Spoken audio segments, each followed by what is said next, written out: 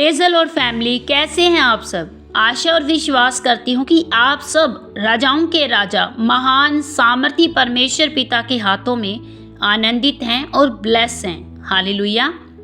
खुदावंद के प्यारे लोगों, आप में से कितने मेरे भाई बहन हैं जो अपने जीवन को अच्छे से बिताना चाहते हैं और अपने दिनों को अच्छा देखना चाहते हैं।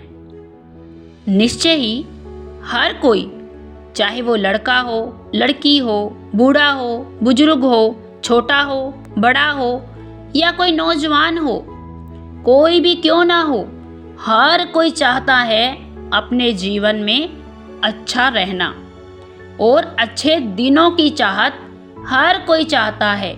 इस संसार का कोई भी मनुष्य ऐसा नहीं होगा जो अपने जीवन को अच्छे से बिताना चाहे या अपने दिनों को अच्छा देखना चाहे। कोई भी नहीं होगा। हर कोई चाहता है कि मैं अपने जीवन में अच्छे दिनों को देखूं। अच्छे जीवन की चाहत हर किसी को होती है। हालेलुया। लेकिन कैसे मेरे भाई बहनों, कैसे हम अपने जीवन में अच्छे दिनों को देख सकते हैं और अच्छे जीवन की चाहत रख सकते हैं? कैसे? आइए हम आज का वचन लेते हैं। आज का वचन पहला पत्रस और उसका 3 अध्याय, और जब हम उसकी 10वीं आयत देखते हैं तो यहाँ लिखा है, क्योंकि जो कोई जीवन की इच्छा रखता है और अच्छे दिन देखना चाहता है, वह अपनी जीभ को बुराई से, अपने होठों को छल की बातें करने से रोके रहे। मेरे भाई बहनों, यहाँ हमने देखा कि जो दो पॉइंट हैं वो हमारे इच्छा से रिलेटेड हैं। मतलब ये हमारी चाहत है कि हम अच्छे दिनों को देखें। हम जीवन की इच्छा रखना चाहते हैं और अच्छा दिन भी देखना चाहते हैं। लेकिन इन 2 अभिलाषाओं को, 2 इच्छाओं को पूरा करने के लिए 2 कंडीशन भी दी गई है। अक्सर क्या होता है कि हर एक विश्वासी केवल और केवल अपने जीवन में इच्छाओं को तो पूरा करना चाहता है, लेकिन उसके पीछे छुपी कंडीशन को पूरा करना नहीं चाहता। मेरे भाई बहनों, अगर सच में अपनी हर इच्छाओं को पूरा करना है तो हमें उसके साथ उस कंडीशन को भी पूरा करना होगा। तो आइए हम कंडीशन को देखते हैं। यहाँ लिखा है, वह अपनी जीभ को बुराई से और अपने होठों को छल की बातें करने से रोके रहे। किस लिए? जीवन की इच्छा रखने के लिए और अच्छे दिन को अगर देखना चाहते हो, अगर चाहते हो कि मेरे जीवन के दिन अच्छे से बीतें और आने वाला फ्यूचर भी मेरा अच्छे से जाए और मेरे जीवन की हर इच्छाएं पूरी हो, तो मेरे भाई बहनों, अपने जीभ को बुराई से, अपने होठों को छल की बातें करने से रोके रहे। क्या हम कर पाते हैं? अपनी जीभ को रोक पाते हैं? बुराई करने से, चुगली करने से, निंदा करने से, किसी के बारे में भी कुछ भी गलत कहने से रोक पाते हैं? अरे भाई, ये जीभ तो बिना लगाम की है। ये जीभ तो बिना हड्डी की है। जहाँ भी जाए वहीं फिसल जाती है। क्या हम अपनी जीभ को रोक पाते हैं? बाइबल में बताया गया है, अरे भाई, जीभ अधर्म का एक लोक है और ये जीभ एक छोटी सी है देखने में, लेकिन ये बड़े से बड़े काम कर जाती है। जीभ में हड्डी तो नहीं होती, लेकिन ये लोगों की हड्डियां जरूर तुड़वा देती है। मेरे भाई बहनों, क्या हम सच में अपनी जीभ पर लगाम लगाकर रखते हैं? क्या हम सच में अपनी जीभ को बुराई से बचा पाते हैं? क्या हम अपने होठों से छल की बातें करने से उन्हें रोक पाते हैं?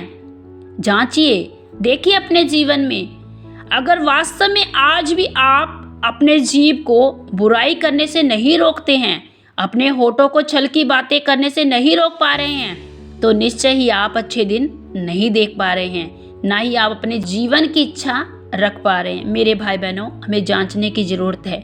हमें पहले अपने ऊपर काम करने की ज़रूरत है। जब तक कोई भी विश्वासी अपने ऊपर काम नहीं करेगा, वो परमेश्वर से वो अनुग्रह नहीं मांगेगा कि परमेश्वर मुझे आशीष से पहले अपने कमजोरियों पर जय दिला। मैं अपनी कमजोरियों पर जयवंत होने पाऊं, मुझ पर ऐसा अनुग्रह कर। मेरे भाई बहनों, जब हम अपनी कमजोरियों पर जय पा लेंगे तो निश्चय ही हम अपने जीवन की हर एक उन इच्छाओं को, उन चाहतों को, उन अभिलाषाओं को पूरा होते हुए देख पाएंगे जो हम परमेश्वर से मांग रहे हैं। मेरे भाई बहनों, आज होता क्या है, बहुत से लोग अपनी जीभ से इतनी बुरी बुरी बातें कह जाते हैं कि उनको समझ ही नहीं आता।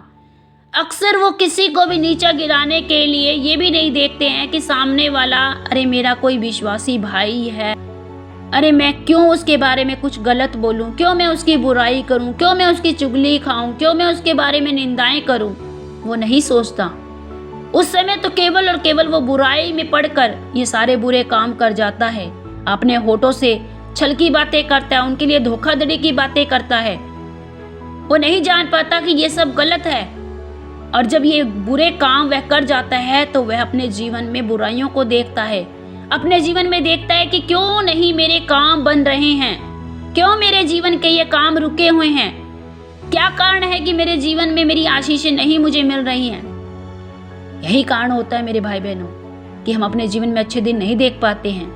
यही कारण होता है कि हम अपने जीवन की इच्छाओं को पूरा होते हुए नहीं देख पाते हैं। क्यों? क्योंकि कहीं ना कहीं हम परमेश्वर की आज्ञा के विरोध में होकर चलते हैं। परमेश्वर क्या कहता है कि यदि तुम मेरी आज्ञाओं में बने रहोगे तो मेरी वो सब चीजें जो तुम मांगते हो वो तुम्हें मिलेगी। तुम्हारी हर इच्छा पूरी होगी जब हम परमेश्वर की आज्ञाओं को पूरा करते हैं। मेरे भाई बहनों, बाइबल के हर वचन परमेश्वर की आज्ञा को लेकर आते हैं। अब डायरेक्ट प्रभु यीशु मसीह आपको आकर आज्ञा नहीं देगा कि बेटा बुराई मत कर, बेटा चुगली मत कर, बेटा गाली मत दे। यीशु मसीह डायरेक्ट आकर आपको नहीं बोलेंगे। अरे भाई, उन्होंने संपूर्ण बाइबल में सारी बातें लिख दी हैं जो जो हमें अपने जीवन में अप्लाई करनी है। वो सब बातें, वो सब आज्ञाएं प्रभु ने वचनों के द्वारा हम तक पहुंचा दी है। अब हमें परमेश्वर की इन बातों पर, परमेश्वर के इन वचनों पर, परमेश्वर की इन आज्ञाओं पर अपने आप को चलाना है। लेकिन होता क्या है, हम तो केवल वचनों को पढ़ने वाले बन जाते हैं। मैंने तो 10 अध्याय याद कर लिए, मैंने 20 अध्याय याद कर रखे हैं, मैं बाइबल के हर वचन को जानती हूँ, हर आयत को जानती हूँ। केवल जानना ही काफी नहीं है मेरे भाई बहनों। वचनों पर चलना, वचनों को अपने अभ्यास में हर दिन लेकर आना ही, यही आज्ञाकारिता है। जब हम सच में परमेश्वर के वचनों को अपने अभ्यास में लेकर चलते हैं, उस पर मनन करते हैं, तो हम सच में परमेश्वर की आज्ञाओं को पूरा करते हैं। और हर वो उन आशीषों को, हर उन कामों को, हर उन अच्छे दिनों को हम अपने जीवन में पूरा होते हुए देख पाते हैं। कब? जब हम उनके वचनों पर वास्तव में चलने वाले बनते हैं। हालेलुया। तो मेरे प्यारे भाई बहनों, आज से इस कंडीशन के अनुसार काम करना शुरू करें अपने जीवन में। जैसे ही आप अपने जीवन में इन कंडीशन को पूरा करना शुरू कर देंगे, तब आप अपने जीवन में अच्छे दिनों को भी देखना शुरू करेंगे और अपने जीवन की हर इच्छा को भी पूरा होते हुए देखना शुरू करेंगे। हालेलुया। तो आइए हम छोटी सी प्रार्थना करेंगे। धन्यवाद करते हैं सर्वशक्तिमान प्यारे प्रभु इस सुंदर से वचन के लिए प्रभु जो आपने हमें दिया। खुदावन, मैं आपका धन्यवाद करती हूँ प्यारे प्रभु। और मेरा विश्वास है प्रभु, मेरे ये सारे भाई बहन प्रभु इस वचन से बहुत आशीषित हुए हैं प्यारे प्रभु। प्रभु, आज ये दिन में से कोई भी किसी तरह से प्रभु तकलीफ में है प्रभु, कोई किसी समस्या में प्रभु, मैं नहीं जानती प्यारे प्रभु, लेकिन आप सबको जानते हैं प्रभु। मैं आपका बड़ा फेवर अपने इन भाई बहनों पर मांगती हूँ प्रभु। होने दे प्यारे प्रभु, ये वचन के जीवन में 30 नहीं, 60 नहीं, 100 नहीं, 1000 गुना फल लेकर आए प्रभु। और ये इस वचन को केवल पढ़ने वाले, सुनने वाले नहीं प्रभु, इस वचन पर वास्तविकता में चलने वाले, इस वचन को अपने अभ्यास में लाने वाले बन जाएं मेरे प्रभु। ऐसी मैं प्रार्थना करती हूँ प्रभु। इनको आपके पवित्र सामर्थी हाथों में सौंपती हूँ, आपके लहू में छुपाते हुए प्रार्थना पिता यीशु के नाम से मांगती हूँ। आमीन। सबको जय मसीह की। God bless you.